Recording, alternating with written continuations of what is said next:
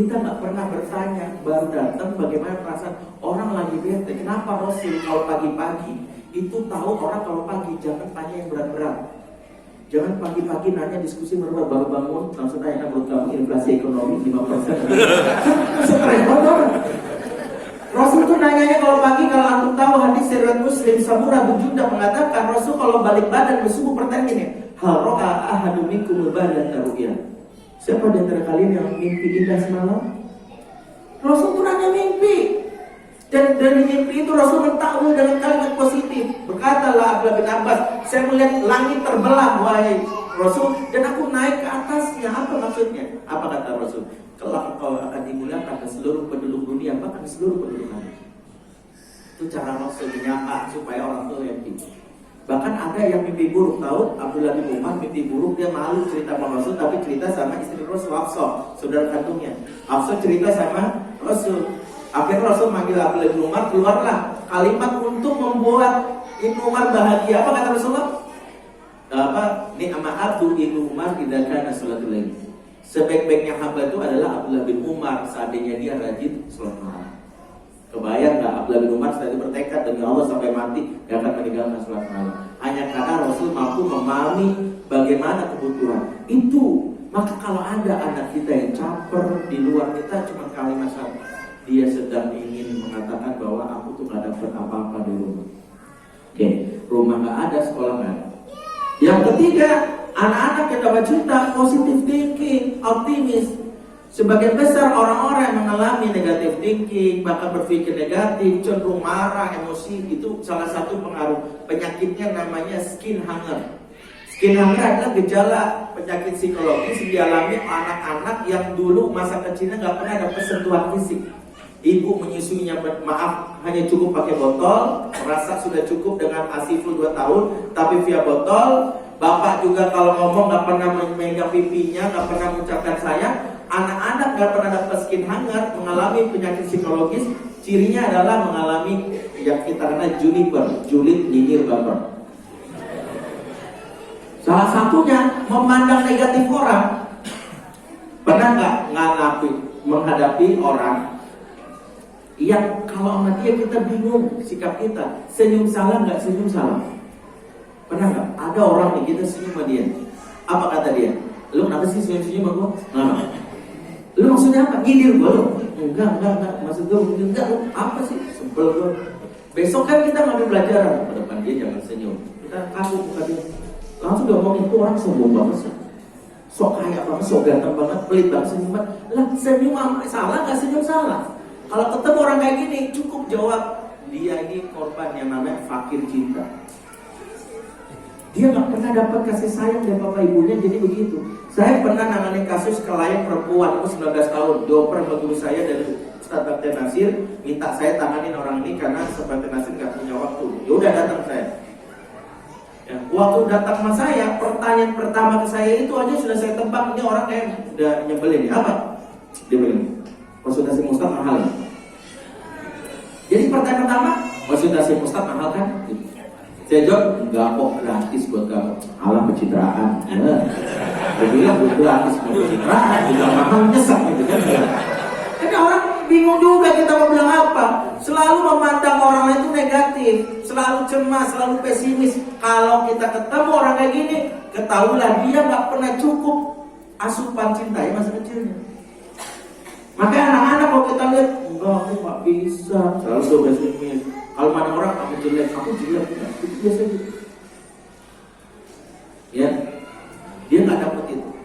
Yang berikutnya orang yang anak-anak dapat cinta mudah memaafkan. Berkatalah ketika, kenapa salah satu kekuatannya Yusuf itu kehebatannya salah satunya disebutkan ketika dia sudah jadi raja, dia bisa melewati situasi di mana dia bisa mengalahkan amarahnya ketika disakiti oleh saudara kandungnya. Kebayang gak? Yusuf kan mengalami masa sulit, dicemplungin ke sumur, jadi budak, masuk penjara kurang lebih dan sebuah riwayat selama 12 tahun. Dari umur 7 kurang lebih kalau diprediksi sampai sekitar 12 tahun. Akhirnya kan dia sukses jadi raja. Ketika jadi raja, orang yang pernah menyakiti dia di masa kecil membuat 12 tahun hidupnya nelaksa, sengsara, datang persis dan nggak tahu kalau yang dia hadapi ini adalah orang yang pernah sakiti. Logikanya begini, ada orang pernah nyakiti kita, mau kita sama 12 tahun di sengsara, pas kita jadi orang kaya dia datang tuh minta sesuatu ke kita. Apa yang kita lakukan? Kita akan mengatakan, datang juga lu, habis kalian lu, ngawal bacok, meski penjara, kita akan puasin sah. Beda Yusuf, dan kalimat inilah menunjukkan inilah salah satu ciri orang beriman. Apa kata Yusuf? La tathriba alaikum al-yawm. Hari ini tak ada caci maki untukmu. Yaghfirullahu lakum, semoga Allah mengampuni kamu, wa huwa arhamur rahimin, dia yang Maha Pengasih dan Maha Pengasih. Jadi salah satu dampak dari cinta yang penuh di masa kecil membuat seseorang di masa dewasanya pemaaf. Makanya orang dendaman biasanya memiliki masa kecil yang terluka. Dendaman. Kalau ada orang mudah memaafkan itu karena dia kenyang dengan cinta. Karena antara cinta dan maaf itu bergandengan beberapa ayat. Innallaha ghafurur rahim, itu sekali misalnya. Ghafur dan rahim itu selalu disanding. Ghafur pemaaf, rahim itu Allah itu selain pemaaf, penyayang. Untuk memberitahu antara penyayang dan maaf itu selalu berdampingan. Orang yang banyak sayangnya mudah memaafkan. Orang yang tidak bisa menyayangi biasanya nggak bisa memaafkan. Pendendam itu biasanya adalah orang yang memang sulit menyayangi karena dia nggak dapat kasih sayang. Nah ini salah satu gambaran betapa Yusuf yang kenapa Nabi kita, baginda Nabi Sallallahu Alaihi Wasallam itu ketika Fathu Mekah memaafkan seluruh orang-orang yang menyakitinya karena Rasul full kasih sayang, sehingga membuat orang kaget. Mereka merasa bakal dihabisin karena baginda Nabi menguasai negeri Mekah, habis kita nih. Ya, mereka meyakini itu. Tapi Rasul justru mengeluarkan kalimat persis kayak Yusuf terhadap saudaranya. La tathriba alaikum al-yawm. Yaghfirullahu lakum wa huwa arhamur rahimin. Antum jami'atul laqab, bebas mengalir. Kaget semua. Itu hanya dimiliki orang-orang yang memiliki full dalam dunia cinta. Cinta yang banyak akan memberikan dampak pemaaf. Tidak mudah putus asa. Anak-anak yang gampang banget gak bisa. Kemudian dia gampang banget terima masukan. Sebagian besar orang-orang yang tidak dapat kasih sayang mudah tersinggung mendapat masukan. Nah itulah salah satunya kenapa bagi anak-anak cinta itu memberikan dampak secara psikologis. Baik. Belajar dari Yusuf alaihissalam tadi sudah sampaikan dasar apa yang menyebabkan Yusuf itu menjadi pemaaf sehingga mudah maafin orang pernah menyakitinya. Dan ini bahas ya oleh para ulama termasuk oleh Syekh Amin As-Sinqiti dan kitab Adwaul Bayan bahwa kenapa seorang Yusuf itu menjadi pemaaf karena dia full mendapatkan kasih sayang yang kuat dari ayahnya. Dia mendapatkan kasih sayang yang kuat dari ayahnya. Makanya cinta yang kuat itulah yang akan memberikan dampak di masa depan. Jangan pernah lelah untuk mencintai, dampaknya nggak hari ini tapi nanti di masa depan. Itu yang paling penting. Makanya anak-anak yang tidak dapat cinta yang khusus itu biasanya tadi mudah berlari kepada yang lain.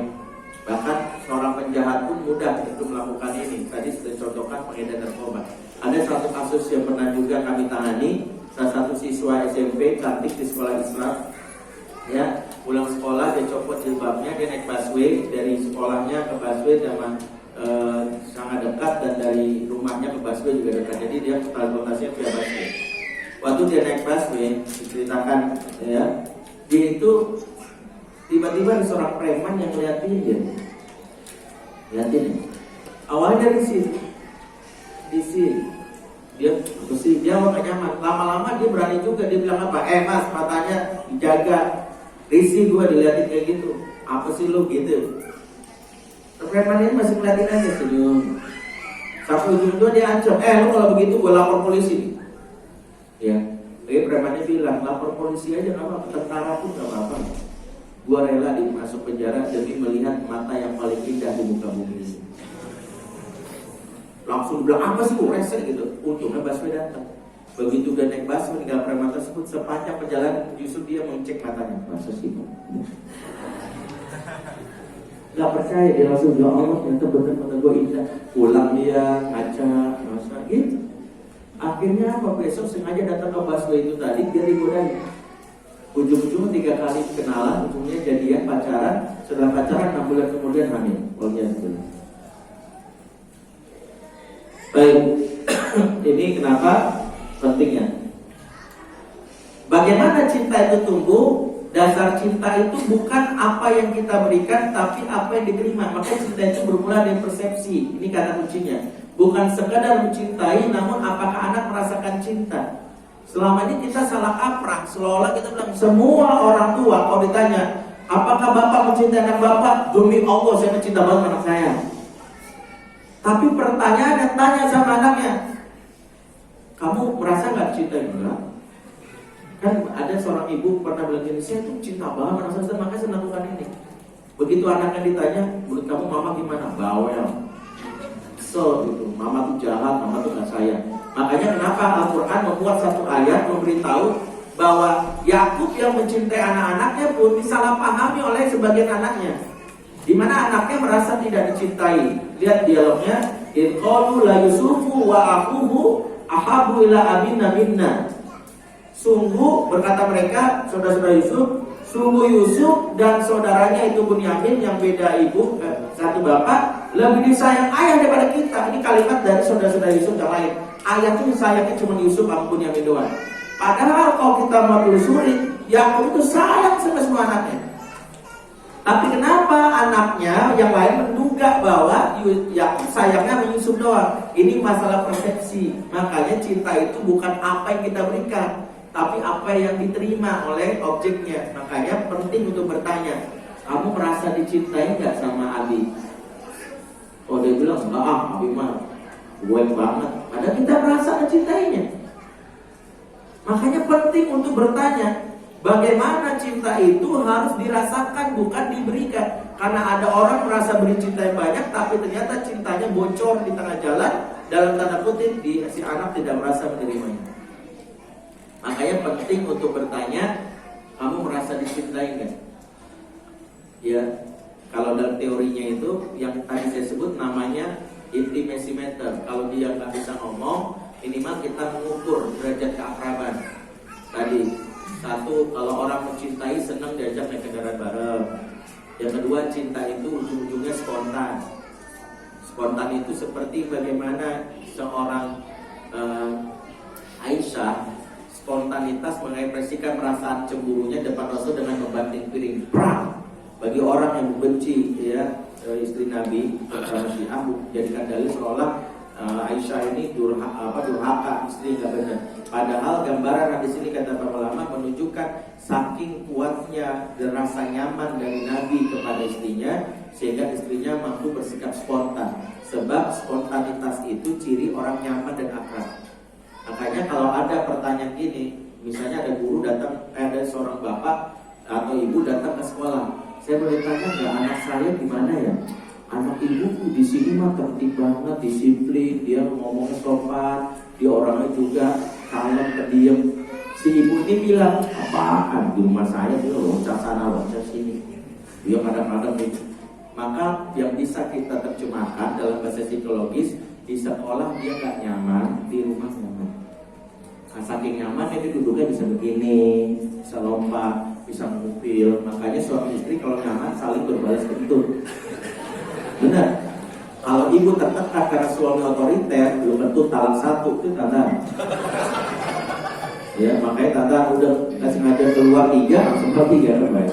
Nah itu kenapa?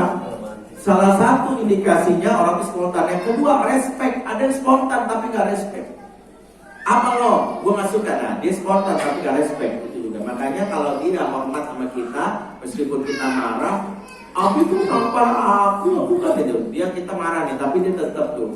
Aku sakit. Nah itu tandanya dia menunjukkan rasa spontannya tapi berani.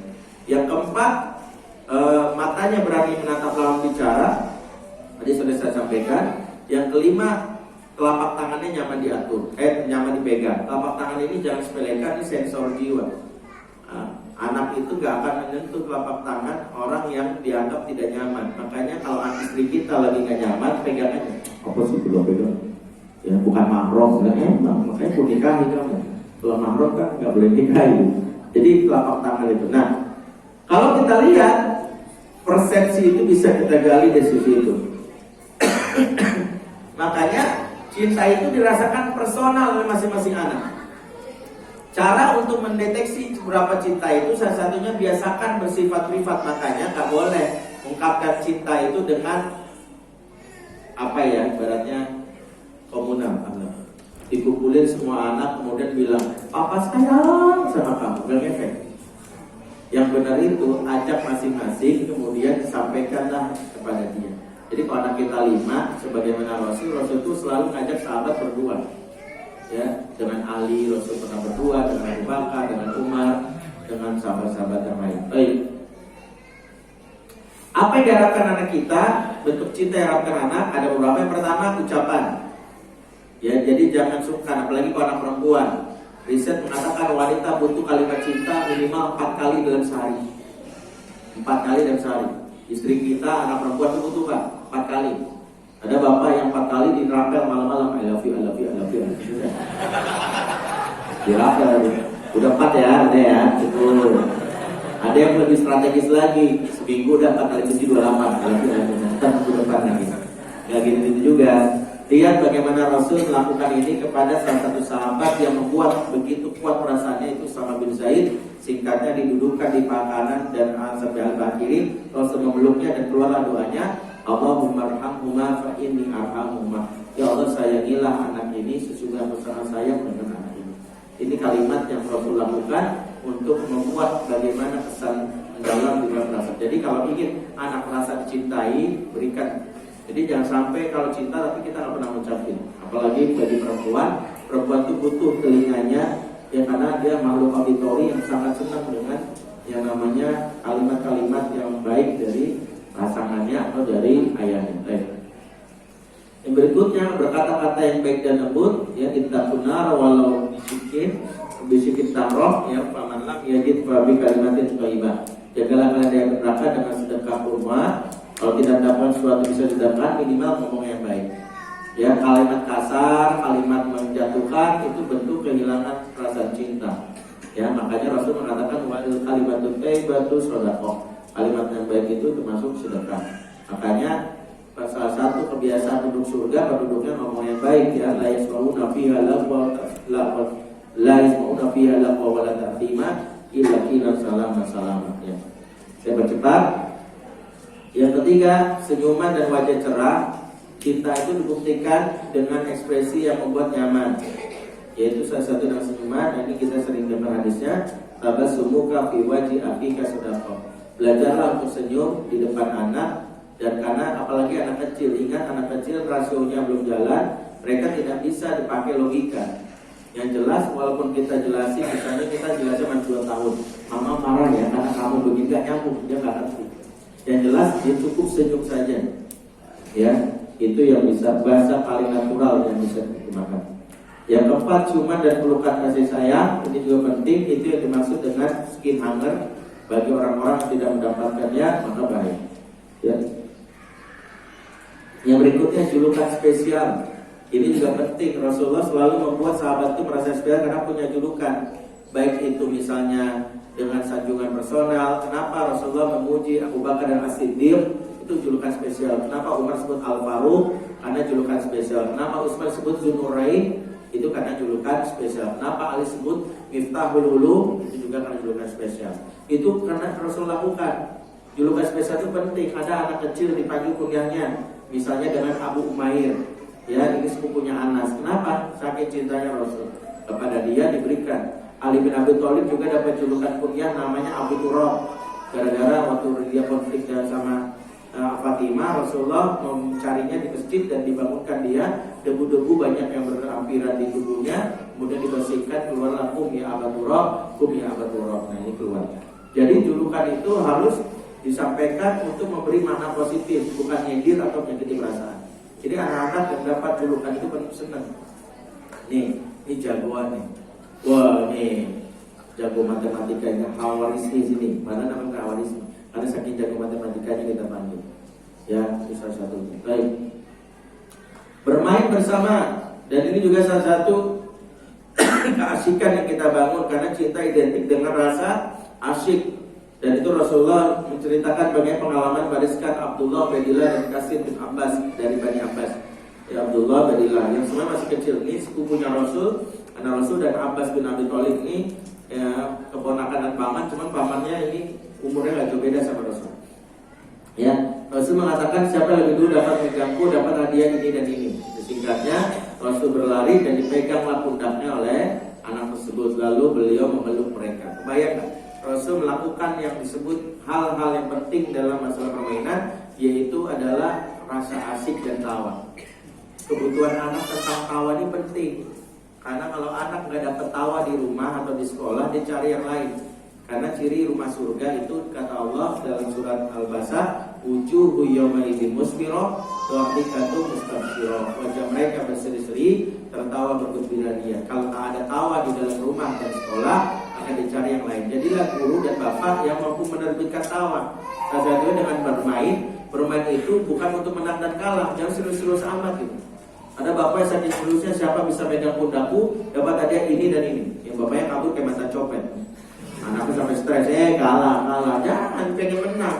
Sama anak tuh jangan obsesi, mentang-mentang kita badminton tingkat RT kan kalah dulu. Begitu sama anak, kalah. Ya anak kapok lah.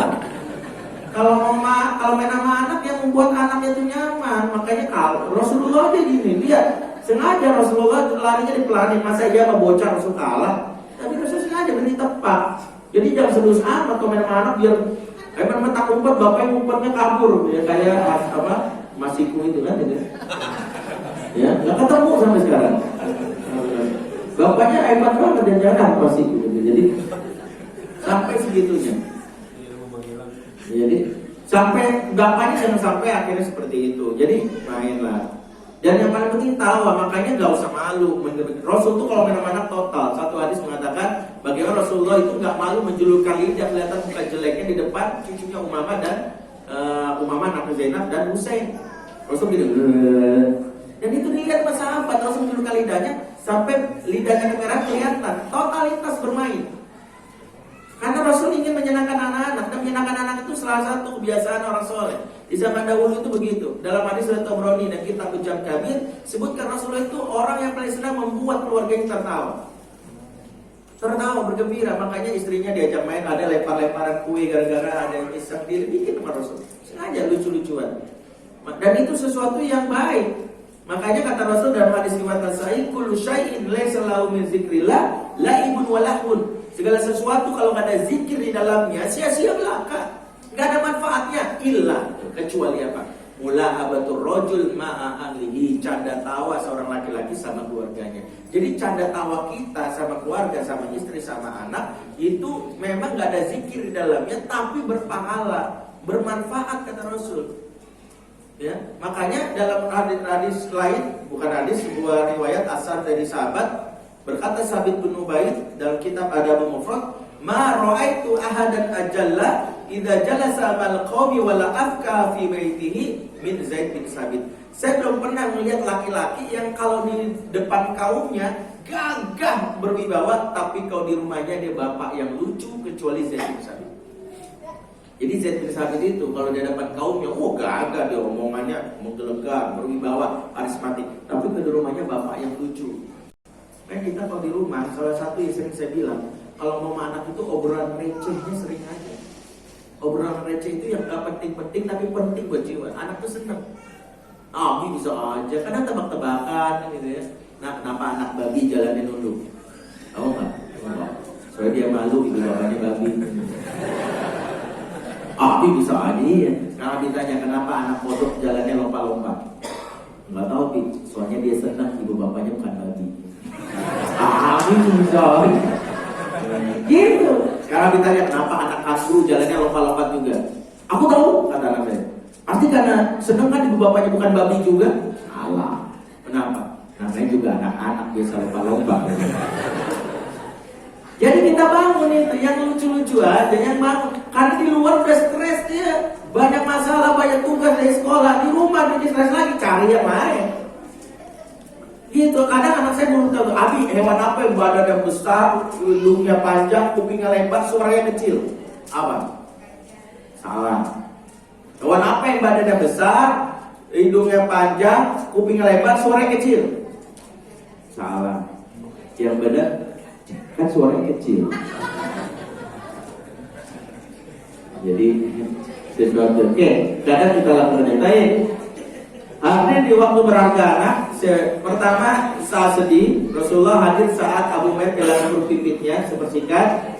Ya Aba Umair ma falan ghair. Yang kedua Rasulullah hadir di saat seorang anak Yahudi sakit dan itu pembantunya. Pertama kali Rasulullah hadir sampai Rasul menjadikan Muhammad masuk Islam asli. Ya, kata dia bingung langsung lihat ayahnya, katanya Ati Abul Qasim, kemudian dia Islam, ada masuk Islam. Yang ketiga hadirlah saat anak untuk prestasi. Lihat ini, bagaimana Rasulullah sempat hadir di saat lomba panah Bani Aslam. Ketika Rasulullah lewat, ya awalnya cuma lewat, kan lihat hadisnya. Mar Nabi ala nafarin min Aslam. Rasulullah melewati sekelompok dari Bani Aslam. Jadi lewat awalnya, begitu dia lagi lomba memanah, Rasulullah langsung mengambil kesempatan untuk memberi motivasi ilmu Bani Ismail fa inna abakum kana ramiyan. Ayo terus memanah satu Bani Ismail, ayahmu yaitu Ismail seorang pemanah. Jadi kalau anak mentas, kenapa ayah ibu wajib hadir? Abi besok kan aku ada haflah, mau aku baca misalnya surat apa, juz 27. Orang tua hadir, bapaknya nggak hadir, drop walaupun semua guru takbir, Allah Akbar, alhamdulillah, masya Allah, bapaknya nggak hadir, drop. Makanya kecerdasan bapak itu silakan sibuk tapi di 3 waktu hadir. Sedih, dan itu saya bahas di dalam buku ini, Father Man, bagaimana ayah wajib hadir di momen-momen sakral untuk ujuk prestasi. Ya, baik, saya persingkat, ya memberi hadiah, hadisnya jelas, tahabu, jangan jadi orang yang pelit.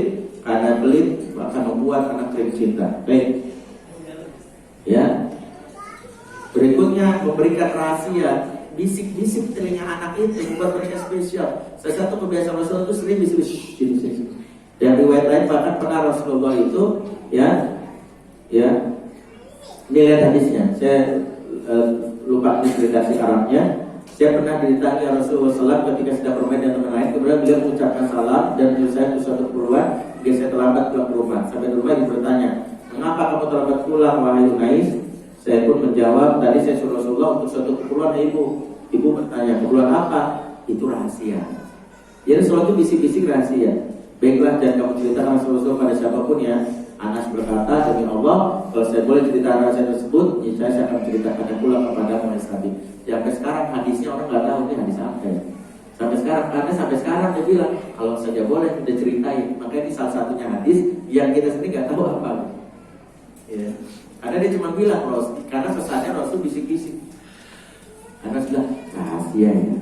Maka penting kalau mau anak ini jangan. Apa mau jangan. Padahal sama adik ini kita mau juga. Ya.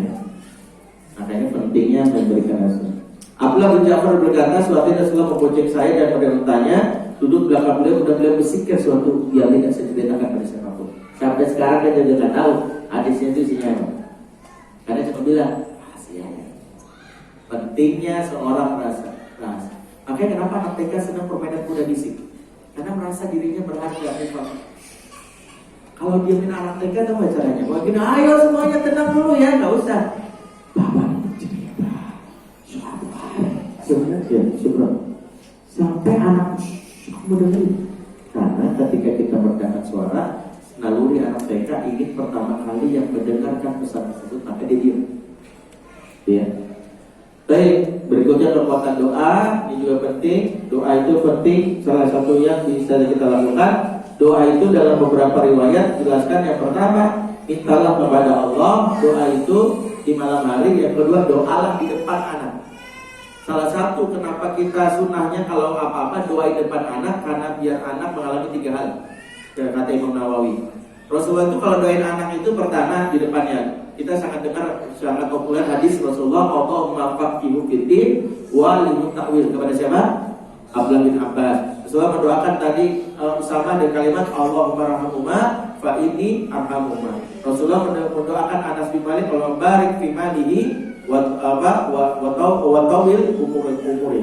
Jadi ya Allah berkailah hartanya dan berkailah juga panjangkanlah umurnya. Itu pada Anas bin Malik. Rasulullah juga doakan misalnya Jabir dengan kalimat Allahumma barik fi bayihi, kan gitu. Jadi Rasulullah selalu mendoakan anak persis di depannya. Kata Imam Nawawi dampaknya 3. 1, pertama mengajarkan tauhid. Ya, yang kedua memberitahu kepedulian. Orang kalau didoain itu senang, tandanya cinta. Makasih ya, aku udah doain anak, kan gitu ya. Yang ketiga memberitahu harapan. Ketika Rasulullah mendoakan, ya Allah jadikanlah Abdullah bin Abbas ya pahamkan agama dan dia bisa jadi mutakwil, maka Abdullah bin Abbas punya pemahaman di kepalanya, aku harus paham agama. Ya, harus seperti itu. Makanya kalau bapak-bapak di sini, kalau anak mengalami sesuatu, gak usah nasihatin. Salah satu teknik membuat anak mau nasihatin, cukup kita doakan depan dia. Misalnya gini, anak kita itu ada siswa yang habis pukul temannya. Gak boleh sampai gini, kamu tuh tahu gitu. Cukup seperti Rasulullah lakukan kepada Rafiq bin Amal Al-Ghifari, doakan depan dia. Ya Rasul cukup. Rafiq itu kan pernah ngambil kurma milik tetangganya. Rasulullah tegur, Rasulullah doakan, ya Allahumma asbih batnahu, ya Allah kenyatalah perut anak ini, wa barik fi hayati, dan berkailah hidup anak ini. Gitu di depan dia. Jadi kalau anak melakukan kesalahan itu bilang sini, ya Allah jadikanlah Iksan anak yang penuh kasih sayang kepada temannya, suka maafkan. Amin. Selesai. Dia tahu lagi dinasihatin sebenarnya. Lagi dinasihatin, tapi kita mintanya sama Allah. Jadi gak perlu, sini gak pernah apa sih, langsung aja depan dia. Ya, momen terbaik itu kalau buat para bapak di sini, nasihatin anak itu doain pas lagi ngantar ke sekolah. Jadi dapat pintu gerbang doain. Misalnya semalam anak ini habis nangis gak mau sekolah, kita doain. Ayo doain dulu ya. Ya Allah, jadikanlah anakku pemberani jadi hafiz Quran. Amin. Itu dia dapat. Makasih dalam hati dia. Makanya doain anak itu penting di depannya langsung. Tapi doainnya nggak boleh panjang-panjang. Panjang-panjang ntar anak pikir tahlilan. Amin. Amin. Amin. Udah langsung sekolah ya kesel diri. Jadi nggak boleh ya. Doa itu cukup, yang penting ini. Baik, itu sekilas tentang bagaimana materi ini sebenarnya singkat supaya bisa memahaminya. Aku lupa lihat jawab kabul dan walakum. Assalamualaikum warahmatullahi wabarakatuh. Jazakumullah khairan katsiran. Alhamdulillah, subhanallah, masya Allah, Bapak Ibu sekalian, materi yang sangat berharga di hari ini. Tentu kita dan tadi kan Ustaz bicara tentang bicara. Nah, saya mau geser sedikit, bagaimana dengan ancaman dalam ibadah ini? Apakah masih perlu kan ada dari lain yang mengatakan dan Ustaz mesti di rumahmu biasa ya Baik. Wa ma arsalnaka illa mubasysyiran wa nadhira. Tidaklah kau diutus Muhammad kecuali ngasih kabar gembira dan peringatan. Ayat tentang hal ini itu banyak dijelaskan bahwa Islam itu ad-dinul wasat. Makanya parenting dalam Islam itu berada di tengah. Kalau kita belajar tentang parenting, ada dua aliran di dunia ini. Pertama, tiger parenting, ada rabbit parenting. Tiger parenting itu diambil oleh Cina, yang pokoknya setiap kesalahan nggak bisa, pokoknya 100%, pokoknya 0%, zero mistake, pokoknya nggak ada kesalahan, no mistake. Makanya anak nomor dapat nilai 9, bapaknya tetap pukul, jebret, harusnya bisa 10. Di Cina lakukan itu, nggak ada toleransi. Makanya muncullah anak-anak yang mungkin keras, ambisius, tapi kadang-kadang nggak peka. Ada lagi namanya rabbit parenting, yaitu diambil oleh Barat yang permisif. Boleh, apa aja boleh. Sampai anak mau milih, aku maunya jadi transgender, boleh. Kalau kamu nyaman, yang penting kamu nyaman, kan gitu. Bahasanya orang bangsa, yang penting kamu nyaman. Kamu nyaman menjadi waria, oke. Jadi semua ini diambil oleh Islam bahwa itulah yang salah. Islam itu agama pertengahan, ad-dinul wasat. Makanya mengambil bahwa kabar gembira itu yang pertama, tapi ada peringatan itu penting. Karena kabar gembira tanpa peringatan bablas, orang nggak punya rules, nggak punya aturan. Makanya dalam Islam itu tegas ada. Tegas itu pertama tidak menimbulkan trauma. Hadis-hadis tentang misalnya ancaman yang disampaikan, pertama dibahas Dr. Khalid Ahmad Syantun, ada yang terkait dengan bagaimana mengambil yang disebut budaya yang pas untuk masyarakat. Di Arab sebagian besar ancaman memang diperingatkan, makanya kerasnya itu nggak ada masalah. Tapi mengambil budaya kita boleh tegas, tapi tegas yang tidak menyakiti, dan itu kaitannya dengan Islam. Tegas itu hakikatnya boleh saja menghukum, boleh, tapi kan buku kaidah hukum dalam Islam adalah at-ta'dib laisa ta'dib. Mendidik tidak mengazab. Makanya misalnya satu contoh gini. Kenapa satu contoh gini. Kalau kita ingin menjaga suasana rumah menjadi sakinah, salah satu makna sakinah itu kan dijelaskan oleh para ulama, akar kata di kata sikin. Sikin. Sikin itu artinya apa? Sisa. Kenapa sakinah itu identik dengan sikin? Pertama, sikin adalah pisau yang disebutkan dalam surat Yusuf ayat 31. Fa'atat kulla wahidatin minhunna sikinan. Surat Yusuf 31.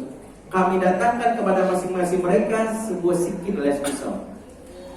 Dalam sebuah riwayat jelaskan, dalam sebuah tafsir, begitu saya lupa tafsirnya waktu itu baca di mana. Begitu ayat ini turun, Abu Hurairah bertanya kepada Abdullah bin Abbas, mengapa Allah menyebut pisaunya dengan sikin? Karena dulu orang Arab kalau menyebut pisau itu mulia. Orang Arab dulu menyebut pisau mulia. Tapi ayat ini menyebut sikin. Bertanyalah Abu Hurairah, kenapa Allah menyebutnya tidak mulia tapi sikin? Maka dijawab oleh Abdullah bin Abbas, karena pisau ini kalau akan memotong jari-jari para wanita tersebut tanpa rasa sakit. Wa qatta'na aydiyahunna. Maka disinilah para ulama menyimpulkan sakinah berangkat kata sikin, karena itulah alat potong yang tidak menimbulkan luka. Maka sejatinya kalau menjaga suasana sakinah, silakan tegas tapi nggak boleh trauma. Tegas alat potong yang menimbulkan luka. Abi nggak suka. Itu nggak benar, nah maaf, jangan nggak maaf, silakan. Tegas boleh. Hari ini kamu janjinya apa? Kamu berangkat janji, maaf, nggak ada waktu bermain, masuk kamu. Boleh. Itulah sebut tegas. Kalau kamu bilang, pak, mukul, nah itulah kita sudah menimbulkan luka, trauma. Itulah yang membuat anak merasa bukan diri tapi dia. Saya bisa anak saya misalnya, saya berbilang aturan habis maghrib apa agendanya? Ngumpul, murojaah dan apa? Tiba-tiba pas saya di rumah anak saya nggak ada habis maghrib, dia kan masjidnya kadang pengen yang lebih jauh daripada musola dan rumah saya, karena imam musola jadi ke rumah dia agak jauh. Biasanya udah saya rumah, ternyata dia nongkrong waktu. Saya cuma datang, saya begini, Faris, bilang dulu, ambil dulu. Saya rangkul dia, saya nggak ngomong apa-apa. Dia dulu, langsung dia tahu. Ya saya nggak bahas itu, nggak usah. Dia tahu bahwa abinya masuk. Terus saya bilang, kamu kemana nggak bilang?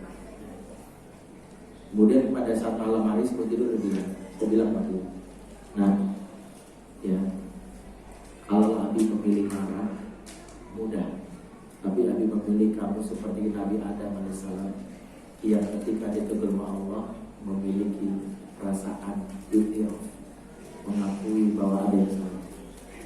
Robbana zalamna anfusana. Tadi tahu nggak kenapa Abi memanggil kamu dari video? Ya aku tahu, aku melanggar aku. Jadi dalam Islam itu bab tentang mendisiplinkan itu memang panjang. Makanya disiplin itu nanti ada bab bagaimana meningkatkan, bab tentang menyampaikan aturan dengan jelas. Allah berfirman seperti benar-benar ya, wala taqrabu hadhihi syajarah, ingatkan aturan, jangan menghukum.